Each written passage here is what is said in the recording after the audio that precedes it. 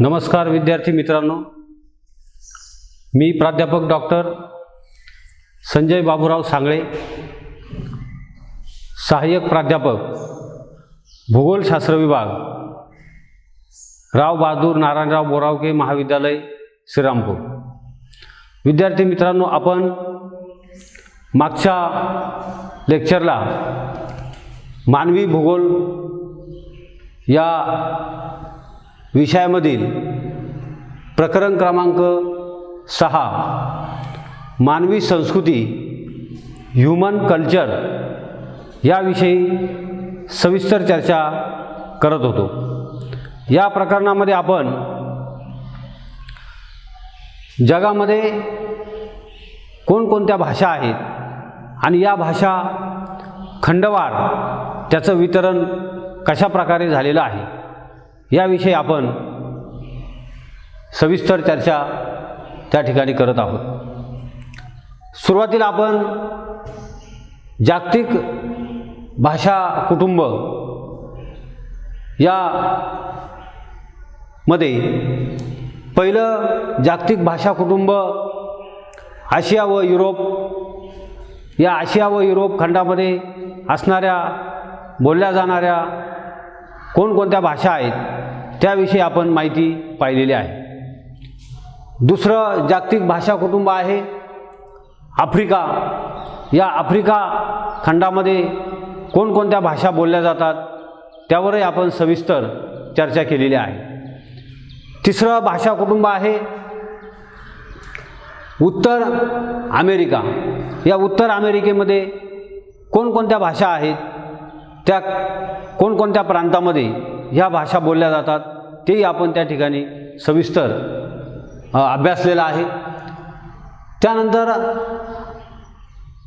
आज आपण या जागतिक भाषा कुटुंबातील चौथं जे भाषा कुटुंब आहे ते म्हणजे दक्षिण अमेरिकेतील भाषा कुटुंब।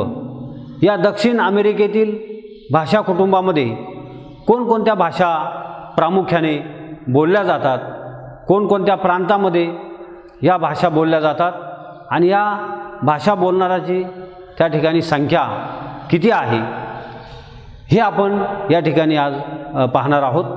त्यानंतर यातला शेवटचा भाग जागतिक भाषा कुटुंबामधला त्या ठिकाणी ओशिनियामधील भाषा कुटुंब, ओशिनियामध्ये कोणकोणती भाषा कुटुंब आहेत ती आपण आज पाहणार आहोत।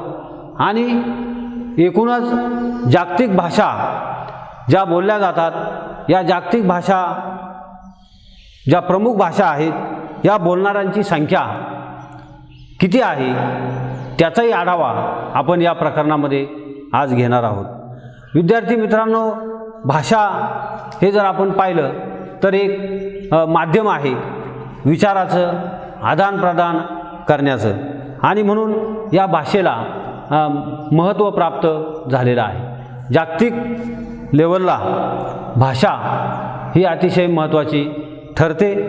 त्यामधून विचार आचार एकमेकाच्या मध्ये आपण देऊ शकतो।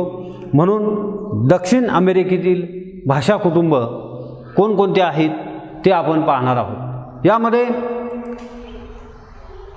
पहिलं भाषा कुटुंब आहे अरावक, दुसरं आहे कॅरिब, तिसरं कुटुंब आहे गे, चौथं कुटुंब आहे टुपी, पाचवं कुटुंब आहे आराऊ कॅनियन, सहावं कुटुंब आहे आयमारा, सातवं कुटुंब आहे क्वेचुआ, आठवं कुटुंब आहे चिप्चा, नववं कुटुंब आहे ट्रॅकॅनो, दहावं कुटुंब आहे पानो, 11वं कुटुंब आहे डियागुइटा, 12वं कुटुंब आहे ग्वायकुरू, 13वं कुटुंब आहे पुएलचे, 14वं कुटुंब आहे टेहुएलचे। या 14 कुटुंबामध्ये जी भाषा आहे ती दक्षिण आफ्रिकेमध्ये बोलली जाते। या विषयी आपण सविस्तर या ठिकाणी चर्चा करणार आहोत। तर पहिलं कुटुंब जे आहे ते अरावक ही जी भाषा आहे ही कोलंबियाचा पूर्व भाग यामध्ये बोलली जाते. त्यामध्ये ब्राझील, पश्चिमेकडील ॲमेझॉन नदीचं खोरं या प्रदेशाचा त्यामध्ये समावेश होतो. त्यानंतर दुसरी जी भाषा आहे कॅरिब, ही कॅरिब भाषा व्हेनेझुएला, गयाना, सुरिनाम या देशामध्ये बोलली जाते. तिसरी जी भाषा आहे गे, ही गे नावाची भाषा ब्राझीलचा पूर्वेकडचा जो विस्तीर्ण प्रदेश आहे त्यामध्ये ही भाषा प्रामुख्याने बोलली जाते. त्यानंतर तुपी नावाची जी भाषा आहे भाषासमूह, हा ब्राझीलचा मध्य भाग, उत्तर व पूर्व किनारपट्टी आणि दक्षिण ब्राझील या प्रांतामध्ये ही तुपी नावाची भाषा बोलली जाते. त्यानंतर अराऊ कॅनियन ही जी भाषा आहे ती मध्य चिली व अर्जेंटिनाचा अनुषंगिक भाग म्हणजे इतर जो भाग आहे त्या प्रदेशामध्ये ही भाषा बोलली जाते. त्यानंतर आयमारा ही जी भाषा आहे ती दक्षिण पेरू या देशामध्ये बोलली जाते. हे दक्षिण अमेरिकेच्या पश्चिम किनाऱ्यावर पेरू नावाचा देश आहे. या पेरू नावाच्या देशामध्ये दक्षिण पेरूमध्ये ही आयमारा या नावाची भाषा त्या ठिकाणी बोलली जाते. त्यानंतर क्वेचुआ ही भाषा जी आहे ती पेरूचा पश्चिम भागामध्ये बोलली जाते. उत्तर चिली व बोलिव्हियाचा दक्षिण भाग या देशामध्ये ही भाषा बोलली जाते. म्हणजे दक्षिण अमेरिकेच्या पश्चिम किनाऱ्यावर चिली नावाचा देश आहे. या देशामध्ये बोलिव्हियाचं जे पठार आहे त्या पठारी प्रदेशामध्ये ही भाषा बोलली जाते. त्यानंतर पुढची जी भाषा आहे दक्षिण अमेरिकेतील ती म्हणजे चिप्चा. ही चिप्चा जी भाषा आहे ही चिप्चा भाषा कोलंबियाचा पश्चिम भाग व पनामा या प्रांतामध्ये ही भाषा बोलली जाते. त्यानंतर नववी जी भाषा आहे ती म्हणजे ट्रॅकॅनो. ही ट्रॅकॅनो भाषा कोलंबियाच्या दक्षिण भागामध्ये बोलली जाते. त्यानंतर पुढची जी भाषा आहे ती म्हणजे पानो. ही पानो जी भाषा आहे ती उत्तर पेरूमध्ये ही भाषा बोलली जाते. त्यानंतर पुढची भाषा आहे डियागुइटा. ही डियागुइटा भाषा बोलिव्हियाच्या दक्षिण व अर्जेंटिनाच्या उत्तर भागामध्ये ही भाषा बोलली जाते. त्यानंतर ग्वायकुरू ही जी भाषा आहे ती अर्जेंटिनाचा उत्तर व पॅराग्वे या प्रांतामध्ये ही भाषा बोलली जाते. त्यानंतर पुएलचे ही जी भाषा आहे अर्जेंटिनाचा बिनॉस आयर्सचा जो दक्षिण भाग आहे या प्रांतामध्ये ही भाषा बोलली जाते. आणि शेवटची जी भाषा आहे ती म्हणजे टेहू एल्चे. ही टेहू एल्चे ही जी भाषा आहे ती दक्षिण अर्जेंटिनामध्ये बोलली जाते. तर अशा प्रकारे या वेगवेगळ्या भाषा कुटुंब हे दक्षिण अमेरिकेमध्ये वेगवेगळ्या प्रांतामध्ये या भाषा बोलल्या जातात. त्या ठिकाणी या भाषा रूढ झालेल्या आहेत. तर वेस्ट इंडिजमध्ये अरावक व कॅरिब ह्या ज्या भाषा कुटुंब आहेत हे विस्तारलेले आपल्याला दिसून येतात. त्यानंतर मध्य अमेरिकेमध्ये चिप्चा भाषा कुटुंब हे विस्तारित झालेलं आहे.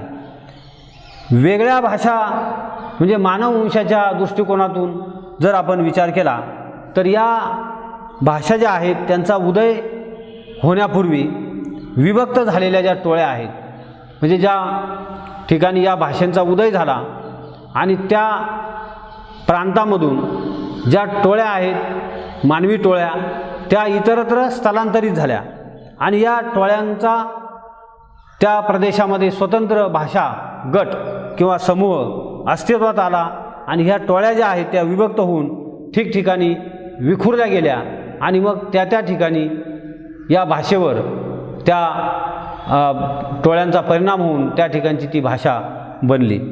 मूळ भाषा ही त्या ठिकाणी तशीच राहिलेली आपल्याला दिसून येते. आणि त्या मूळ भाषेचे रूपं ही वेगवेगळी त्या प्रांतामध्ये त्या प्रांतामध्ये पुढे तयार झालेली आपल्याला दिसून येते. म्हणजे सर्वांचं जे मूळ समूह आहे तो म्हणजे एकच भाषा कुटुंब आहे, परंतु वेगवेगळ्या टोळ्या वेगवेगळ्या प्रांतामध्ये गेल्यामुळे यामध्ये आपल्याला विविधता दिसून येते, भाषेमध्ये विविधता दिसून येते. त्यानंतर पुढचं आपण या ठिकाणी ओशिनियामधील जी भाषा कुटुंब आहेत ती कोणकोणती आहेत ते आपण पाहणार आहोत. तर ओशिनिया म्हणजेच पॅसिफिक महासागरातील जे सर्व बेटं आहेत, पॅसिफिक महासागरातील जे सर्व बेटांचा समूह आहे त्या सर्व बेटांच्या समूहाला ओशिनिया असं म्हटलं जातं. या बेटांच्या समूहामध्ये वेगवेगळ्या भाषा बोलल्या जातात.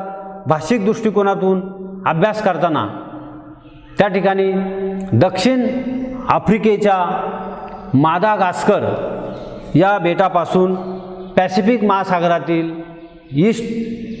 ईस्ट इंडीज किंवा वेस्ट इंडीज या बेटापर्यंतची जी भाषा कुटुंब आहेत, बोलीभाषा आहेत, त्या सर्वांचा या ओशिनियामधील भाषा कुटुंबामध्ये समावेश होतो. ज्यांनी आपल्या पृथ्वीचा जवळजवळ निम्मा भाग या ठिकाणी व्यापलेला आपल्याला दिसून येतो. भाषा कुटुंबाच्या दृष्टीने ओशिनियाची परिस्थिती आफ्रिका खंडासारखीच आहे. या परिसरामध्ये काही मोठी भाषिक कुटुंब आहेत, तर काही त्याच्या शाखा ह्या विस्तीर्ण परिसरामध्ये विखुरलेल्या आपल्याला दिसून येतात. काही छोट्या क्षेत्रामध्ये या भाषा बोलल्या जातात. त्या ठिकाणी पहिला जो भाषा गट आहे तो म्हणजे पापुअन भाषा कुटुंब. या ओशिनियामध्ये पापुअन भाषा कुटुंब हा एक गट आहे. या गटाची जी भाषा आहे किंवा ही भाषा बोलणारे जे बेटा आहेत त्यामध्ये न्यू गिनी या नावाचं जे बेट आहे त्याचा समावेश होतो. शेकडो पापुअन बोलीभाषा या अनुषंगाने त्या न्यू गिनी बेटावर निर्माण झालेल्या आपल्याला दिसतात. यामधील सर्व बोलीभाषांचा समावेश करायचा झाल्यास वेगवेगळी भाषा कुटुंब त्या ठिकाणी निर्माण होऊ शकतात. न्यू गिनीसारख्या एका छोट्या बेटावर काळाच्या ओघामध्ये कमी लोकसंख्या असणाऱ्या प्रदेशामध्ये नवनवीन बोलीभाषा त्या ठिकाणी निर्माण झालेल्या आपल्याला दिसून येतात. कदाचित त्यांच्या जीवन पद्धतीमध्ये नवबोली भाषेचे बीज असावे असंही आपल्याला या ठिकाणी म्हणता येईल.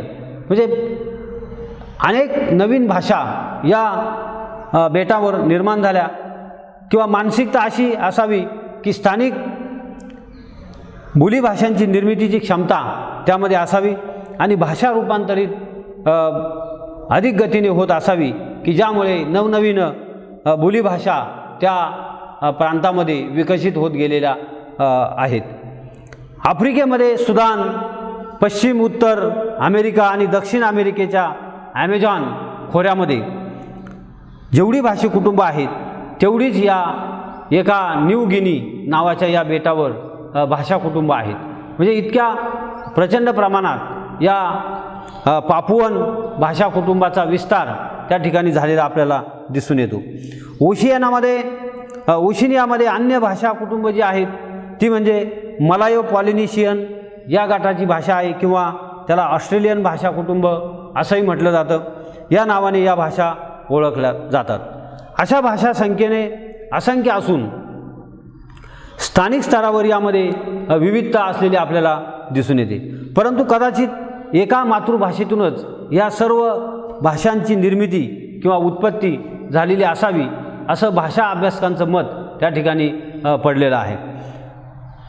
मलायो पॉलिनेशियन हा जो भाषा गट आहे किंवा हा समूह आहे या कुटुंबामध्ये मलाया द्वीपकल्पासह जे मलाया नावाचं बेट आहे, या सर्व वेस्ट इंडीज बेटांचा हा समूह आहे आणि पॅसिफिक महासागरातील सर्व जी बेटं आहेत त्यामध्ये पॉलिनेशियन, मायक्रोनेशियन आणि मेलानेशियामधील लोकांच्या बोलीभाषेचा यामध्ये समावेश केला जातो. थोडक्यात सांगायचं झालं तर मानवी संस्कृती भाषा संदर्भाचा या ठिकाणी आपल्याला भाषा कुटुंब वर्गीकरणातले काही मुख्य अडथळे त्यामध्ये जर आपल्याला निश्चित करायचे असतील तर आपल्याला असं म्हणता येईल की अजून जगातील सर्व भाषांची नोंद त्या ठिकाणी झालेली नाही. म्हणजे या सर्व भाषा जर आपण जरी अभ्यासलेल्या असल्या तरी याशिवाय अनेक अशा काही भाषा आहेत की ज्या अजून या भाषेंचं वर्गीकरण करायचं राहिलेलं आहे, तुलना करायची राहिलेली आहे. पद्धतशीरपणे या भाषांचा वर्णनात्मक अभ्यास अजूनही झालेला आपल्याला दिसून येत नाही. त्यानंतर अजून दुसरा एक अडथळा या ठिकाणी असा आहे की बहुसंख्य भाषा ह्या केवळ बोलल्या जातात, म्हणजे त्या कागदावर कुठेही दिसत नाही, त्याला बोलीभाषा असं म्हटलं जातं. तर अगदी अलीकडच्या काळामध्ये ऐतिहासिक पुरावे सुद्धा या संदर्भामध्ये निर्माण झालेले आहेत की अनेक तर भारतामध्ये सुद्धा अनेक अशा आदिवासी भाषा आहेत की ज्या फक्त बोलल्या जातात, बोलीभाषा आहेत, परंतु कागदावर किंवा पुस्तक रूपाने कुठल्याही क्षेत्रामध्ये त्या प्रसिद्ध झालेल्या आपल्याला दिसत नाही. यामध्ये ह्या अडचणी त्या ठिकाणी निर्माण झालेल्या दिसून येतात. इंडो युरोपियन व सेमिटिक या भाषांना मोठी प्रतिष्ठा त्या ठिकाणी निर्माण झालेली आहे. ते भाषिक पुरावे हे प्राचीन काळापासून दिसून आलेले आहेत किंवा मिळालेले आहेत, कारण या भाषेमध्ये प्राचीन काळापासून मोठ्या प्रमाणामध्ये लेखन त्या ठिकाणी झालेलं आपल्याला दिसून येतं. त्यामुळे या भाषांचा तपशीलवार अभ्यास होऊ शकलेला आहे. त्यातूनच सामान्य भाषाशास्त्राचा जन्म झालेला आहे. या शास्त्राची भाषा परिवर्तनाची तत्त्वे आपल्या समोर आहेत आणि त्यामुळे या भाषांना जागतिक महत्त्व प्राप्त झालेलं आपल्याला दिसून येतं. तर अशा प्रकारे आज या ठिकाणी आपण दक्षिण अमेरिकेमधील कोणकोणती भाषा कुटुंब आहेत आणि कोणकोणत्या प्रांतामध्ये ही भाषा कुटुंब आहेत त्याचा या ठिकाणी आढावा घेतलेला आहे. त्यानंतर ओशिनियामध्ये म्हणजे पॅसिफिक महासागरामध्ये जी बेटं आहेत त्याला ओशिनिया असं म्हणतात. यामध्ये कोणकोणत्या भाषा त्या ठिकाणी बोलल्या जातात त्याचाही आढावा आपण या ठिकाणी घेतलेला आहे. आता आपण या ज्या जागतिक भाषा आहेत, या जागतिक भाषा जगामध्ये प्रमुख ज्या भाषा आहेत त्या कशा बोलल्या जातात, किती बोलल्या जातात, त्याचं प्रमाण किती आहे, त्याचं स्वरूप कसं आहे, हे या ठिकाणी आपण पाहणार आहोत.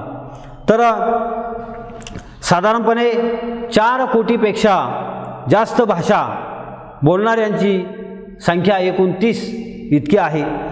त्यामध्ये चिनी भाषेचा या ठिकाणी प्रथम क्रमांक लागतो. म्हणजे जगामध्ये सर्वात जास्त बोलली जाणारी भाषा ही चिनी भाषा आहे आणि सन 2014च्या अहवालानुसार 1350 दशलक्ष लोक हे चिनी भाषा त्या ठिकाणी बोलतात.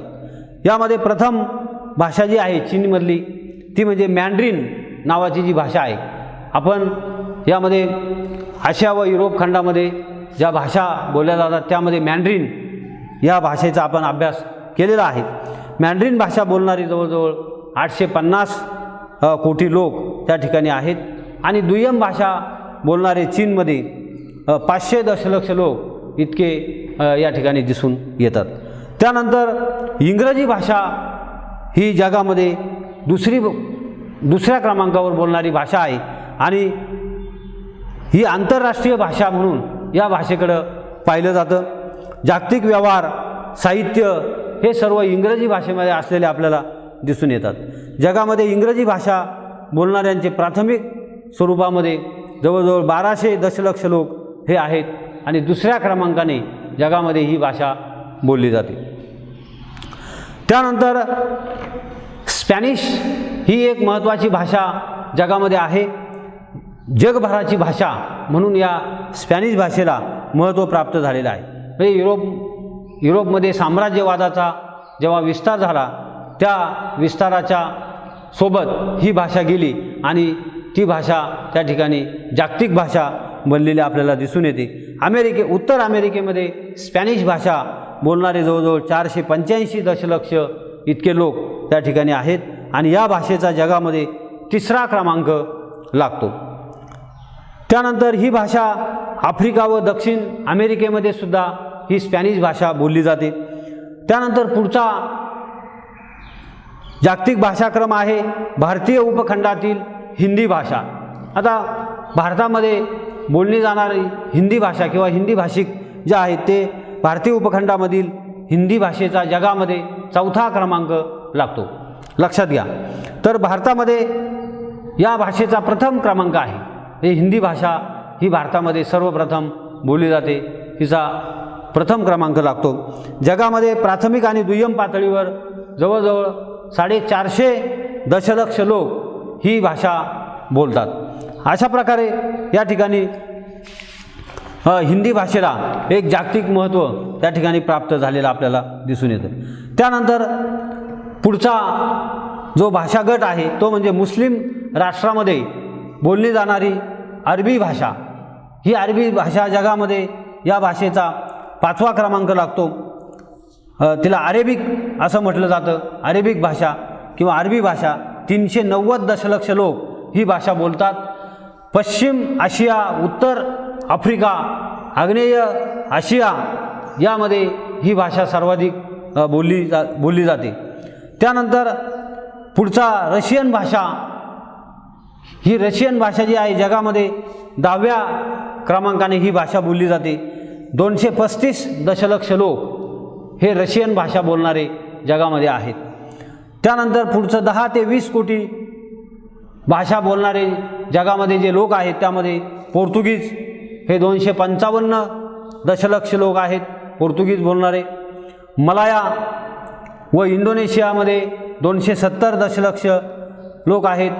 त्यानंतर भारत व बांगलादेशामध्ये बंगाली बोलणारे 250 दशलक्ष लोक आहेत। जर्मन भाषा बोलणारे 12 कोटी लोक आहेत। जपानी भाषा बोलणारे 145 दशलक्ष लोक आहेत। उर्दू भाषा पाकिस्तान व भारतामध्ये बोलली जाते, 10 कोटी लोक ही भाषा बोलतात। फ्रेंच भाषा बोलणारे 274 दशलक्ष लोक त्या ठिकाणी आहेत। जगामध्ये सुमारे 12 भाषा समूहामध्ये प्रत्येकी 5 ते 10 कोटी लोक ह्या भाषा त्या ठिकाणी बोलतात। त्यानंतर इतरही काही भाषा आहेत, या भाषांना अजून जागतिक महत्त्व त्या ठिकाणी प्राप्त झालेलं आपल्याला दिसून येत नाही। अशा अनेक बोली भाषा आहेत की ज्या अजून आपल्याला कागदावर आलेल्या दिसत नाही। अशा प्रकारे आपण आज या ठिकाणी जागतिक भाषा कुटुंबामध्ये आशिया व युरोप, आफ्रिका, उत्तर अमेरिका, दक्षिण अमेरिका, त्यानंतर ओशिनिया या वेगवेगळ्या खंडामध्ये खंडवार भाषा कशा पद्धतीने बोलल्या जातात, कोणकोणत्या भाषा आहेत त्यावर आपण सविस्तर या ठिकाणी चर्चा करणार आहोत। पुढच्या लेक्चरला आपण जागतिक धर्म आणि त्यांचं वितरण कशा प्रकारे झालेलं आहे याविषयी चर्चा करणार आहोत। धन्यवाद।